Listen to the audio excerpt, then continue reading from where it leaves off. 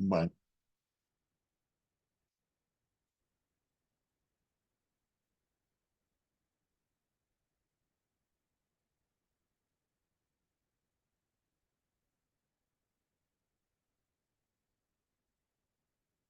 muy bien.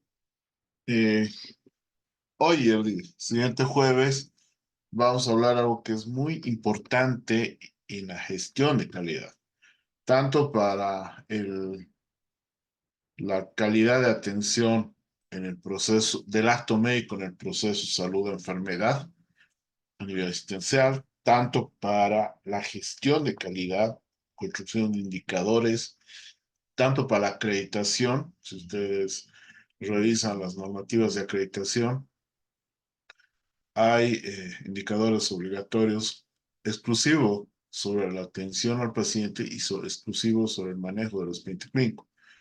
El expediente clínico permite también hacer ajustes administrativos, estadísticos y de investigación. Entonces es importante ver el manejo del expediente clínico, que hoy vamos a ver en la primera parte y el próximo jueves una segunda parte que va a ser exclusiva a documentos médico-legales. Vamos a empezar siempre con derecho comparado, ¿no? Hola, ¿qué tal? El día de hoy vamos a abordar el tema expediente clínico y su proyección en el pasado, en el presente y en el futuro. Antecedentes del expediente clínico. El expediente clínico surge en México hace aproximadamente 2 décadas. En 1999, la NOM 168-1998 implicó el desarrollo institucional del expediente clínico al establecer los criterios obligatorios en relación a este. En 2003 se modifica esta norma, entre otras cosas, para permitir el uso de medios tecnológicos e integración del expediente clínico sujeto al cumplimiento de disposiciones legales aplicables. En 2010 se publica la NOM 024, que establece los objetivos funcionales del expediente clínico electrónico, garantizando la interoperabilidad, la confidencialidad y el uso de los estándares. Aspectos legales, normatividad del expediente clínico. El marco legal con respecto al expediente clínico debe cumplirse de acuerdo a la legislación mexicana. De acuerdo al artículo 4 de la Constitución Política, todos tenemos derecho a la protección a la salud. Por ello se adaptaron estrategias para las normativas de la documentación que se maneja en el sector salud, como es el expediente clínico, documento legal contenido en la norma oficial 004, así como la realización adecuada, correcta y completa de la historia clínica, basándose en los requerimientos de la Secretaría de Salud de acuerdo a la norma oficial 168. Importancia desde la perspectiva de investigación. Las historias clínicas de los pacientes son utilizadas para estudios de planificación de la salud pública, para la investigación clínica y epidemiológica de un área geográfica que presenta una condición de salud específica. Son incluidos y seguidos en el tiempo. En México, ¿quién es el posesionario del expediente clínico? La norma oficial mexicana 004 considera que los expedientes son propiedad de la institución que presta el servicio, considerando solo la posibilidad de que el titular tenga un resumen de este. Definición de expediente clínico. Es un conjunto único de información y datos personales de un paciente, integrado por documentos mediante los cuales se constata las intervenciones de salud del paciente, incluidos datos sobre el bienestar físico, mental y social del mismo. Toda esta información dentro de un marco legal. Tipos de expediente clínico. Existen 3 tipos: de hospitalización, de consulta externa, de emergencia. Documentación que forma parte del expediente clínico. Historia clínica, que contiene referencias médicas, notas de evolución, historias clínicas, consentimiento informado, indicaciones médicas. También documentos como son escritos, gráficos, imagenológicos, electrónicos, magnéticos, electromagnéticos, ópticos, magneto-ópticos y de otras tecnologías. Objetivos y justificación del expediente clínico. Tiene 3 objetivos principales: clínicos, jurídicos y estadísticos. La justificación es llevar un registro que brinde diagnóstico, pronóstico y tratamiento adecuado. Beneficios de un expediente clínico debidamente integrado. Le permite al paciente contar con una constancia escrita sobre su estado de salud en el momento que se le brinda atención. Mejora la atención médica, más precisa y dirigida hacia sus propias necesidades y con mayor calidad. Se presta como una herramienta válida de docencia e investigación. Es una evidencia de la capacidad del médico, su habilidad y experiencia. Es un reflejo de la atención recibida por el paciente. Es una prueba de participación de los integrantes del equipo de salud. Demuestra la realidad de los hechos en un procedimiento administrativo o judicial. judicial. ¿Qué es el expediente médico electrónico? Se trata del conjunto de información almacenada en medios electrónicos, centrada en el paciente, que documenta la atención médica prestada por profesionales de la salud con arreglo de las disposiciones sanitarias dentro de un establecimiento de salud. Ventajas del expediente clínico electrónico. Mejora la velocidad del manejo de la información, mayor almacenaje, aumento de la seguridad de los expedientes, permite mayor accesibilidad y disponibilidad de la información, permite utilizar mejor la infraestructura del hospital, aumenta la eficacia por disminución del tiempo de manejo de la información y aumenta la flexibilidad. Situación actual de implementación del expediente electrónico en el país. Se identifican 65 sistemas en uso a nivel nacional, de los cuales 40 son los servicios estatales de salud, 15 en institutos nacionales de salud y hospitales regionales de alta especialidad, 4 en el IMSS, 3 en el ISSSTE y 1 en Pemex, Sedena, DIF y CEMAR. ¿Cuáles son las ventajas de contar con un expediente clínico electrónico universal? Realizar diagnósticos clínicos más precisos y oportunos gracias a que se tiene acceso inmediato, acceso al expediente desde cualquier unidad médica, accesible al propio paciente desde su propio domicilio, registrar desde el nacimiento a lo largo de toda una línea de vida, brindar información valiosa acerca de la salud a la población y mejorar la integración y articulación del sistema, con más conectividad en instituciones. Hola. Muy bien, entonces vamos a revisar un poco el marco normativo. Tenemos el SUS, el Sistema Único de Salud, tenemos el Programa Nacional de Calidad, o sea, el PRONACS, tenemos el Manual de Auditoría y Norma Técnica, tenemos los manuales de acreditación, la norma técnica para el manejo del expediente clínico, el PRONACS, perdón, la SNAC, protocolos de procedimiento a nivel especialidad, tenemos el consentimiento informado. Básicamente, estas son las dos normativas que nos sirven de base y que debiera estar en todo escritorio de gestor de calidad y en todos los consultorios. Es la norma técnica para el manejo del expediente clínico y la obtención del consentimiento informado. Dentro de la normativa también tenemos la Ley de Donación y Trasplante de Órganos, Tejidos y Células, Ley 1716 del 96, la Ley de Medicina Transfusional y Banco de Sangre, 1687 del 96, Ley del Medicamento, Ley 1737 del año 96, y la Ley General de Higiene y Seguridad Ocupacional y Bienestar, el Decreto Ley 16.998 del 79. Pero obviamente ya hay que actualizar, estamos hablando de más de 40 años. Está la normativa del consentimiento informado, el Código de Salud, en su artículo 5 y el 148 se refieren al consentimiento informado. Sabemos que la Constitución Política del Estado en su artículo 44 también. En la ley 3131 está el artículo 10, 12 y 13. En el decreto reglamentario de la ley 3131 está en su artículo 14. En el reglamento general de hospitales, su artículo 42. En el Código de Ética y Deontología Médica está en el artículo 22, 23, 115 y 116. Código Civil, artículo 14. Ya hablando de la historia clínica, en realidad del expediente clínico, la ley 3131, en su artículo 10, artículo 12, el decreto reglamentario, su artículo 12, que habla del expediente médico, y el artículo 17 de la auditoría médica externa. A nivel de la seguridad a corto plazo, tenemos el reglamento para la elaboración, manejo y archivo del expediente clínico o médico clínico. En el Reglamento General de Hospitales está el artículo 37. En el Código de Ética y Deontología Médica, artículos 132 al 141.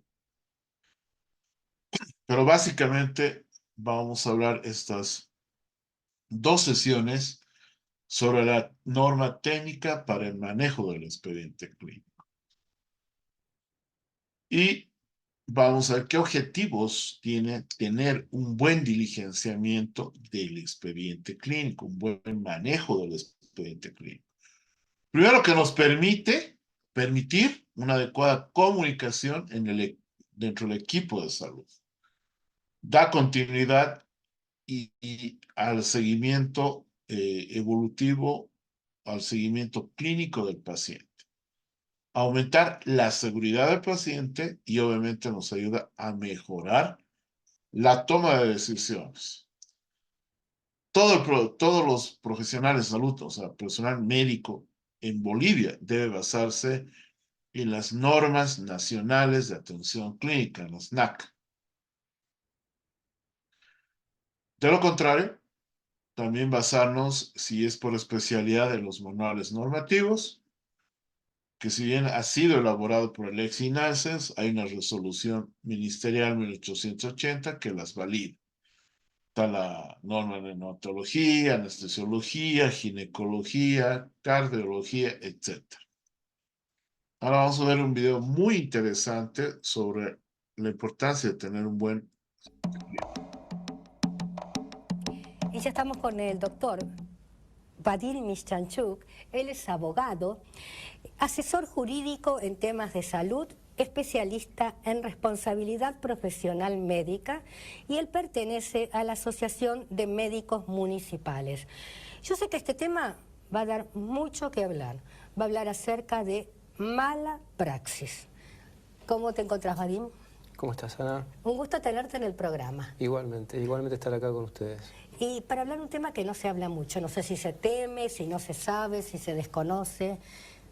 Mira, es un tema tabú, porque involucra muchas cuestiones. La verdad es que yo prefiero, en vez de hablar de mala praxis, prefiero decir que estamos frente a una situación que se viene dando, un aumento en la cantidad de juicios contra los profesionales de la salud, y esto se debe, y voy a retomar un poco parte de lo que dijiste al comienzo del programa y lo que hablábamos antes de empezar el programa, se debe a que hay una ruptura en la relación médico-paciente y se debe a que no se trabaja en la prevención. Vos bien lo dijiste cuando empezaste recién el programa, hay que trabajar sobre la prevención, porque los juicios de mala praxis tienen dos lados: la supuesta víctima de la supuesta mala praxis y el profesional de la salud víctima de un juicio, que no es nada grato para un profesional de la salud vivir 5, 7 o 10 años sometido a un proceso, civil o penal.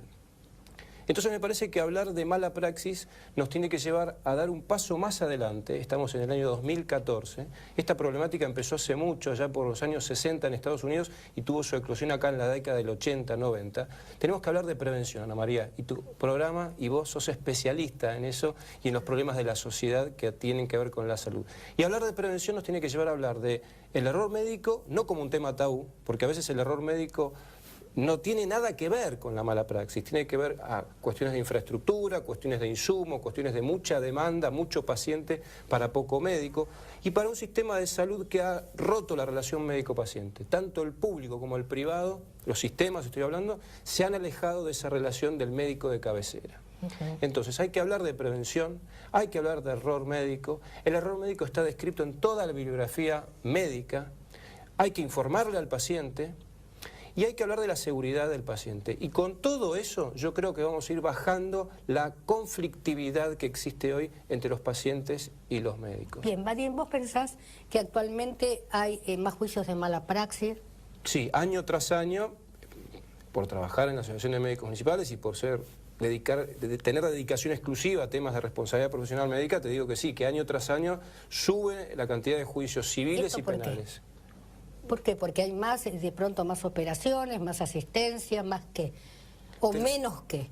Te digo, no hay más errores médicos, no hay más prácticas que se alejan de la buena práctica, eso te lo puedo asegurar. Bien. Lo que hay es una ruptura entre la relación entre el médico y el paciente. Hay una sociedad más conflictiva, hay una sociedad más querellante, hay una sociedad que exige más el cumplimiento de sus derechos y hay una sociedad tendiente a judicializar las cuestiones. Y más agresiva. Mucho más agresiva, lo hablábamos en programas anteriores, la violencia que vemos en los hospitales. Sí. Todo eso es un combo explosivo que lleva a que las demandas y las denuncias por mala praxis aumenten. Por eso es que este tema no hay que esconderlo abajo de la alfombra, hay que hablarlo.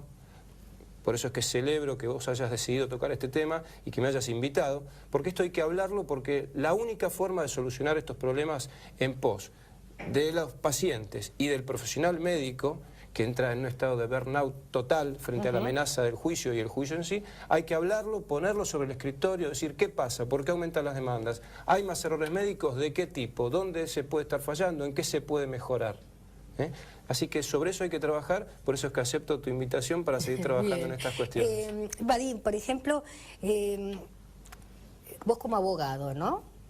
Si tenés que defender un caso de mala praxis médica, y vos no estás seguro o desconfías, ¿no es cierto?, de la veracidad de los hechos que te relata el profesional, ¿qué haces? Mira, yo soy ex empleado de la justicia penal de la capital federal y hace 14 años que trabajo para los profesionales de la salud, siempre en defensa del profesional de la salud, no solo de los médicos, sino de obstétricas, licenciados en psicología, etcétera, etcétera. ¿Qué hago cuando afronto un caso? Mira, un viejo abogado penalista dice que el abogado es el primer juez de la causa. Y lo que hago es estudiar, lo que debemos hacer cuando nos enfrentamos a conocimientos que no son de nuestra materia. Es decir, yo soy abogado, soy especialista en leyes y en jurisprudencia. ¿Qué hago? Estudiar. ¿Qué hago? Consulto. ¿Qué hago cuando dudo de la veracidad de lo que dice a quien voy a defender? Bueno, en principio te quiero decir que leo la historia clínica, cotejo los dichos del profesional con lo que surge de la historia clínica, porque en la historia clínica no solamente están las evoluciones de ese profesional, están las evoluciones del que vio al paciente antes y del que vio al paciente después, con lo cual yo puedo cotejar toda esa información y llegar a una conclusión. Ahora te digo que en estos casi 15 años, porque este año se cumplen 14 años que me dedico a trabajar para los profesionales de la salud, te quiero decir que en la cantidad de juicios que me ha tocado participar, nunca he encontrado por parte del profesional de la salud una actitud nociva frente al paciente. A ver, todos en cualquier profesión podemos cometer errores. Y eso no significa que haya mala praxis. ¿Que me ha tocado defender casos de errores médicos? Sí, por supuesto. Claro, cuando uno dice errores, ¿no es cierto? Un error de una empleada administrativa, bueno, se rompe el papel y ya está.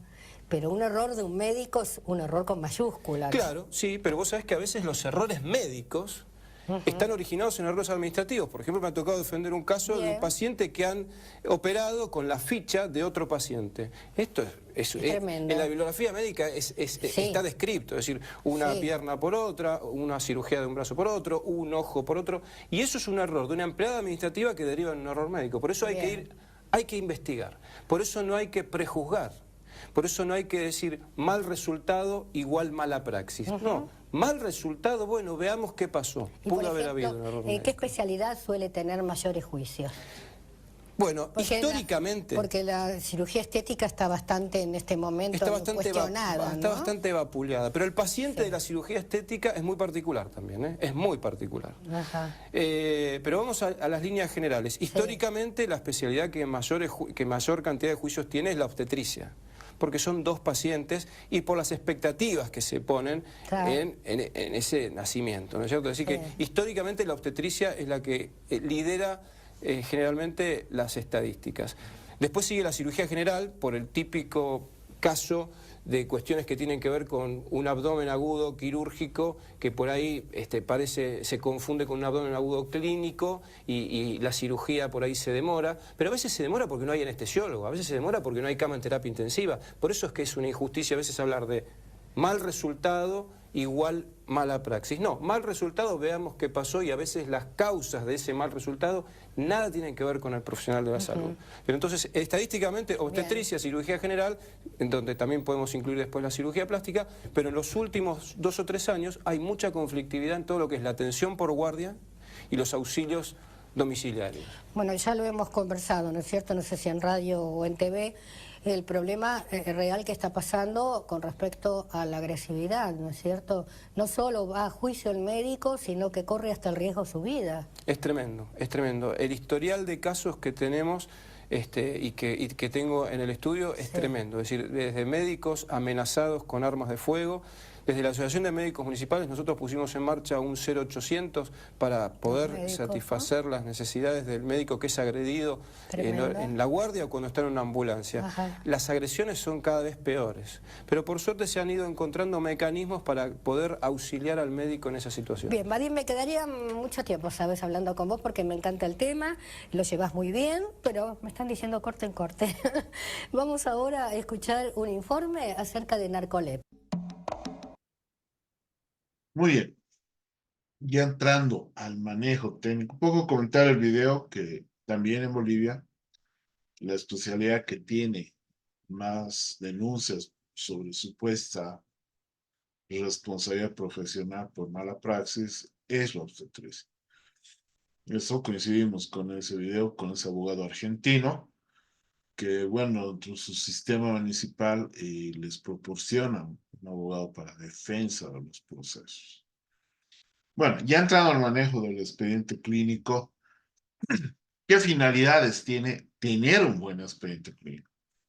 Asistencial, de enseñanza, de investigación, de gestión y planificación de recursos, de información, de un documento administrativo, un documento médico-jurídico, del control de calidad asistencial y de comunicación.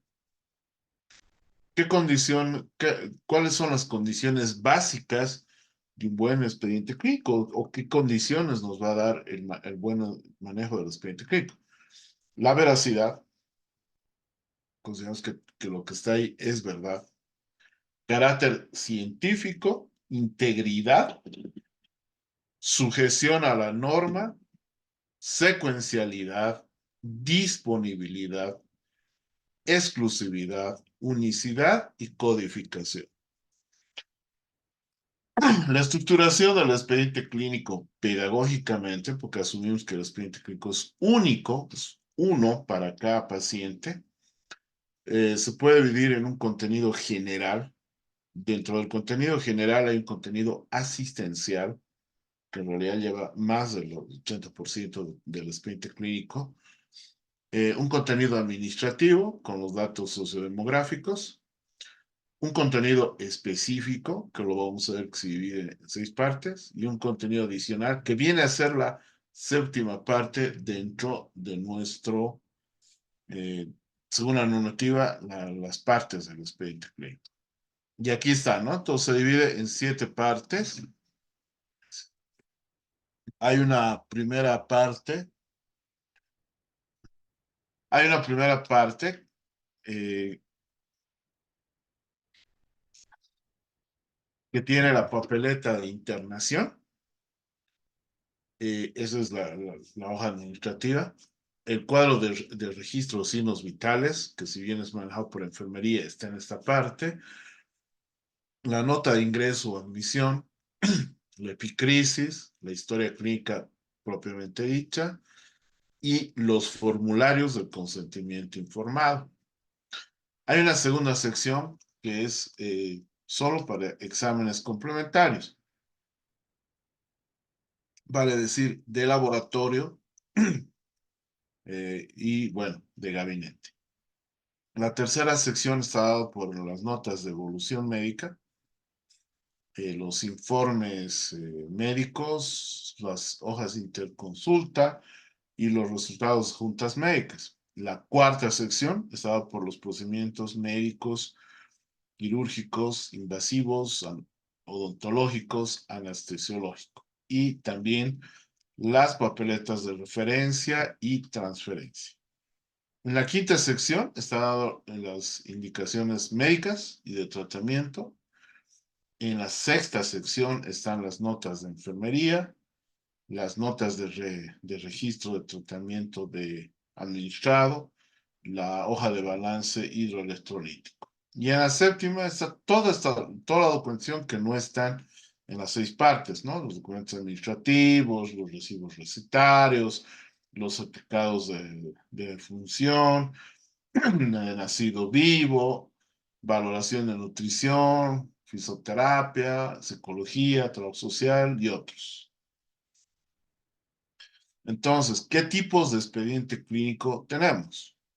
Igual pedagógicamente, ¿no? El de hospitalización, que es básicamente el que vamos a hablar sus partes, el de consulta externa y el de emergencias y urgencias. Entonces, empezamos a hablar con el expediente clínico, empezamos con el expediente clínico de hospitalización.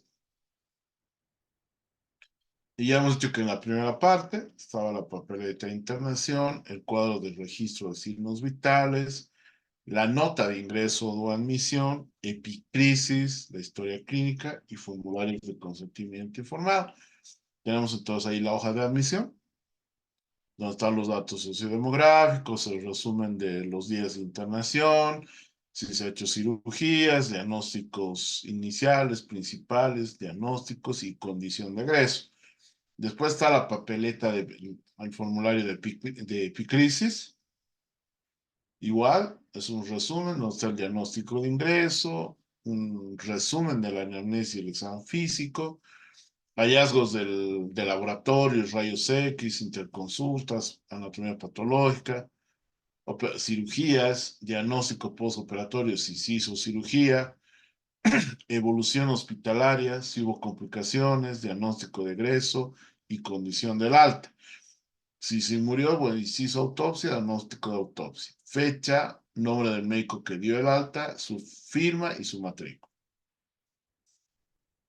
También tenemos, bueno, otro modelo de epicrisis. Epicrisis en un hospital gineco-obstétrico, un hospital Tarija. El formulario de contrarreferencia, que estructuralmente es muy similar al de epicrisis. En su momento, el anterior formulario decía contrarreferencia slides epicrisis, el anterior a este. Sabemos que el original va para el hospital que contrarrefiere, una copia para el hospital receptor de devolución, y los otros son para los comités de referencia y contrarreferencia. Tenemos igual formularios de referencia y contrarreferencia. También acá tenemos el cuadro térmico. Les decía que si bien este es un documento de enfermería, está en esta primera parte.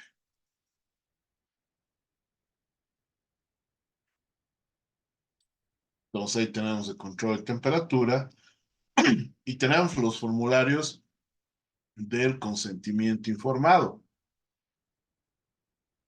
Esto está en anexos de la normativa de consentimiento informado, por si ustedes quieren tomar los modelos.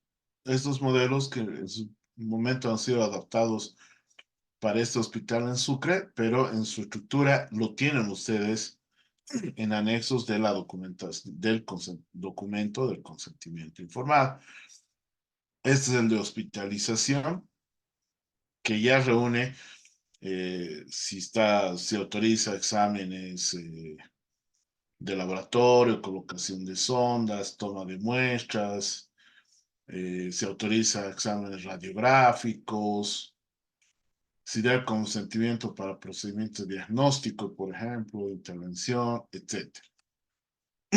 Tenemos el consentimiento informado para procedimientos quirúrgicos, médicos y odontológicos. Que lleva una explicación. Primero, ¿quién lo tiene que hacer? Es el médico tratante. No es residente, no es enfermera, no es interno. Entonces, aquí está el procedimiento, está la utilidad, los beneficios, las contraindicaciones, los riesgos, y obviamente se acepta o no, está el nombre del paciente y su huella, y el nombre del médico que realizará el procedimiento, del cirujano y su sello. No he visto, si ustedes lo han encontrado, me pueden compartir, ninguna normativa que hable del alta voluntaria o el alta solicitada. Años atrás, unos 10 años atrás, vi en procedimientos de enfermería del ministerio que tenía algo sobre eso. Pero si firma el consentimiento informado, en cualquier momento tiene el derecho de revocarlo. Entonces, para esa salida que llamábamos alta voluntaria solicitada, podemos hacer la revocatoria del consentimiento informado. También hay consentimiento informado para procedimientos de diagnóstico. El consentimiento informado para procedimientos de anestesia. El consentimiento informado para la transfusión sanguínea, sangre segura. El consentimiento informado para hacer pruebas rápidas de VIH. Y antes de hablar de historia clínica, faltaría el consentimiento informado de acuerdo a la ley 348 cuando se atiende a víctimas de violencia física o violencia sexual. Entramos a la historia clínica propiamente dicha, lo que ya conocemos.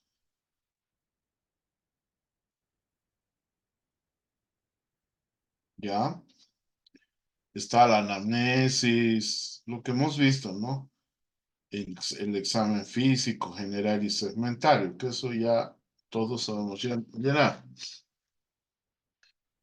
Igual, aquí hay una historia clínica ginecológica, obstétrica, etc. Entramos a la segunda parte, que básicamente es este formulario para la colocación de resultados de laboratorio, para los resultados de exámenes de gabinete, que van del más antiguo al más actual.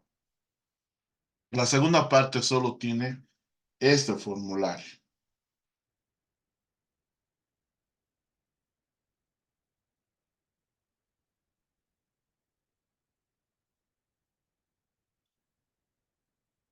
Perdón. Entonces, igual, exámenes de laboratorio. Hay una tercera sección, que son las notas de evolución o interconsultas. Obviamente, estos formularios tienen la interconsulta que sabemos, que tiene la fecha y hora, el SWAP, subjetivo, objetivo, análisis y plan. Tenemos el problema con el CICE. En el CICE, cuando nosotros llenamos, no solo está la evolución, sino están las órdenes médicas, que de acuerdo a la normativa, las órdenes médicas son la cuarta sección. Entonces, acá hay que hacer ya una primera modificación a la normativa, porque las evoluciones del CICE ya vienen implícitas la evolución, que es el SWAP, y el tratamiento. Entonces, tenemos también los formularios de interconsulta, que lleva el servicio hospital interconsultado, diagnóstico principal, una sintomatología y tratamiento, y qué deseamos saber sobre el mismo. Y, bueno, la fecha y la hora de solicitud y qué médico pide la interconsulta. Sabemos que tenemos 12 horas para que haya respuesta de interconsulta, donde está el médico o especialista interconsultado, resultado de áreas principales del examen, diagnóstico clínico, recomendaciones y tratamiento.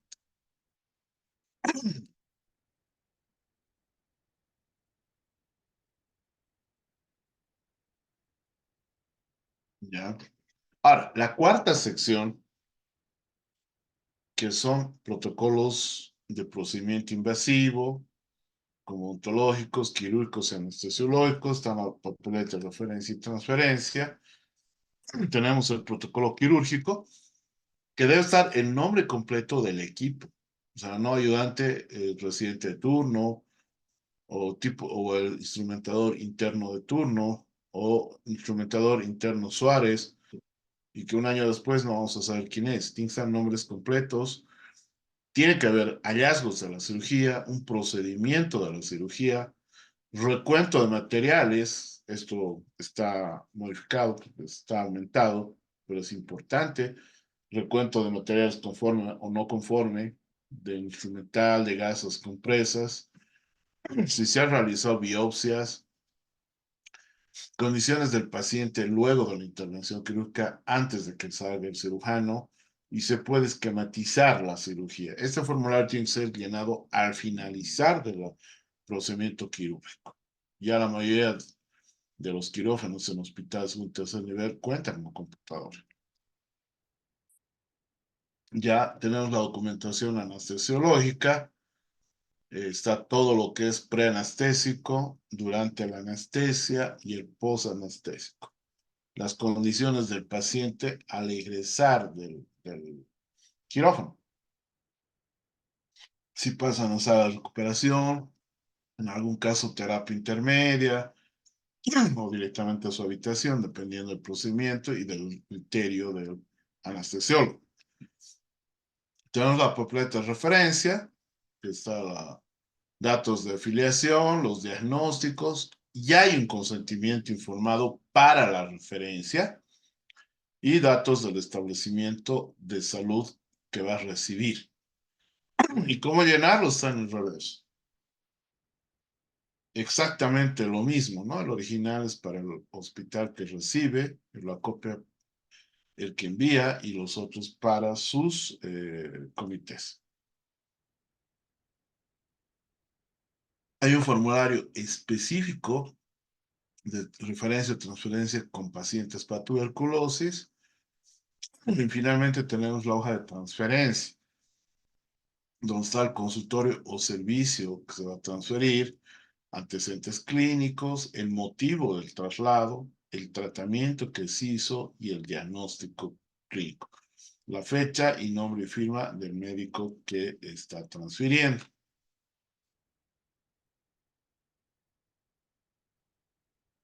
La quinta sección, que incluye hojas de indicaciones médicas y tratamiento, lo que les decía, que en el CISE esto ya está incorporado en la tercera sección. Entonces seguimos los datos que hemos aprendido: confort del paciente, soluciones, antibióticos, analgésicos y otros medicamentos. Y la sexta sección es exclusivamente de enfermería, donde nos da las notas de reporte, que en realidad es notas de evolución de enfermería, la nota de registros de medicamentos administrados y el balance hidroelectrolítico. Podemos tener estas hojas de control de signos vitales fuera de la hoja térmica, la fecha, la hora, los signos vitales, firma y sello.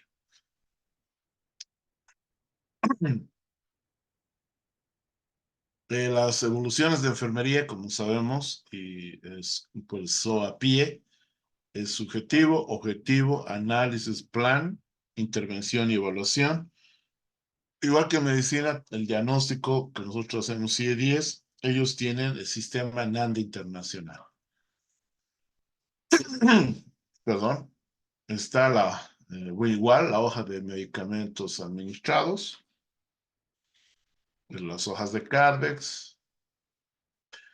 Por ejemplo, en Chuquisaca hicieron esta hoja en consenso de las enfermeras, que está ya fecha de vencimiento, reacciones adversas, etc. Y tienen las hojas de balance hidroelectrolítico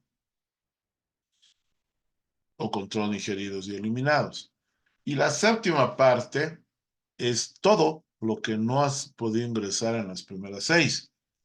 Vale decir, los formularios de epicrisis de internaciones anteriores, documentos administrativos como los recibos recetarios, protocolos de autopsia, certificados de nacimiento, de defunción, de nacido vivo y otros, que esto lo vamos a ver a detalle el próximo jueves. Entonces, tenemos, por ejemplo, la hoja de evolución de fisioterapia y kinesiología, que está la fecha y la hora. El certificado de función, que eso lo vamos a ver el próximo jueves. El certificado médico, la hoja de historia social, la hoja de balance de evaluación de nutrición y dietética.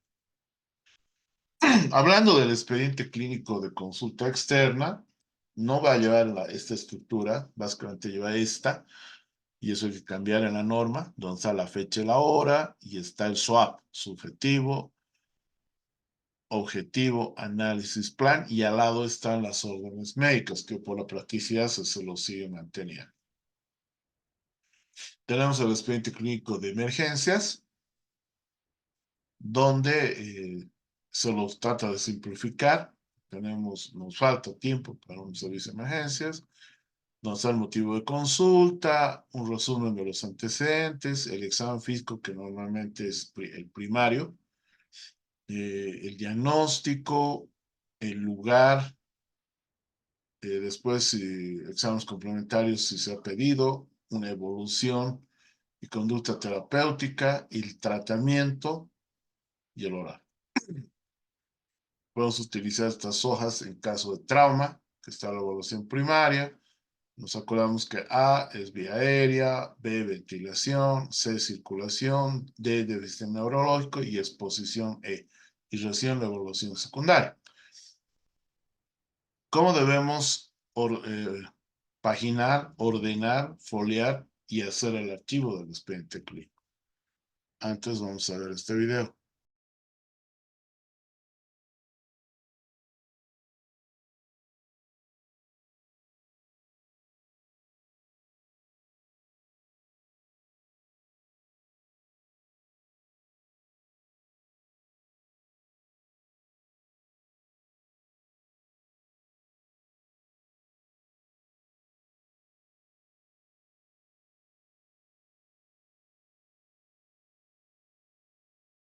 Siento que el archivo clínico juega un papel muy importante dentro del instituto. Trabajamos con tiempos. Cada hora hay ciertos pacientes citados, entonces nosotros tenemos que trabajar con esos tiempos y tenemos que movernos para cumplir ese tiempo, para que el paciente se vaya satisfecho de su consulta.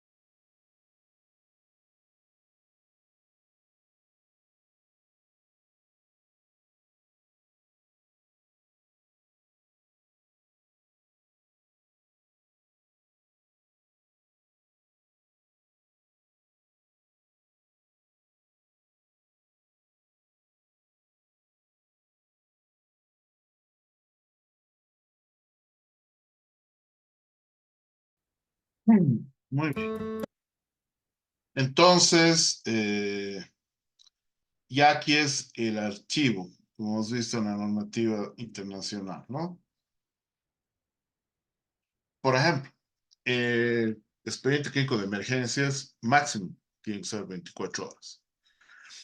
El de consulta externa, máximo 24 horas, que no es un problema, porque son expedientes clínicos que entran en la mañana y al terminar la jornada vuelven al archivo. Y las de hospitalización 48 horas. Ahí es el problema, porque a veces están semanas sin archivarse estos expedientes clínicos. Por ejemplo, en el gastro de Sucre han hecho las estadísticas de este formulario para ver, de acuerdo a la normativa de este expediente clínico, si tiene si tiene o no tiene conformidad estos elementos. Si no está acorde a la normativa, los devuelve, no los acepta. Este es el archivo correcto de los expedientes clínicos, o lo deseable. Esto es igual, lo correcto. Dirán, es muy caro, ¿no? Porque son folders con EPACO y papeles de color, pero sí requiere dedicación y trabajo. La mayoría de los hospitales los tienen así.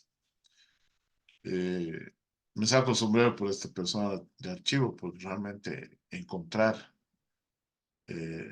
con sobres Manila, con sobrenumeración y demás, es un arte. El requerimiento y acceso al expediente clínico. De acuerdo a los requerimientos, puede ser, por ejemplo, cuando es activo y es pasivo, ¿no es cierto? No hay una normativa que indique cuánto tiempo tiene que ser pasivo y cuánto normativo. Solo por derecho consuetudinario, algunos dicen 10, otros dicen 5. Entonces, el expediente clínico en proceso, lo que les decía, activo y pasivo, ¿no? Entonces, no hay una normativa clara. ¿Cómo se debe conservar el expediente clínico? Material impermeable, opaco. Si hay daños, se tiene que reparar o restaurar. Y si es que hay pérdidas, hay procesos de responsabilidad administrativa. El archivo especial del expediente clínico es cuando es solicitado por autoridad competente, vale decir, requerimiento fiscal, órdenes judiciales, para auditorías externas, para peritajes médicos médico-legales, procesos administrativos. Un expediente clínico, ¿cuándo es retenido? Cuando no hay ninguna constancia que el expediente clínico del paciente atendido o hospitalizado haya sido devuelto por la vía regular. Y un expediente clínico extraviado es cuando no figura la constancia de que haya sido archivado. Bueno, hasta aquí la clase de la primera parte del expediente clínico. No sé si hay alguna consulta, alguna pregunta.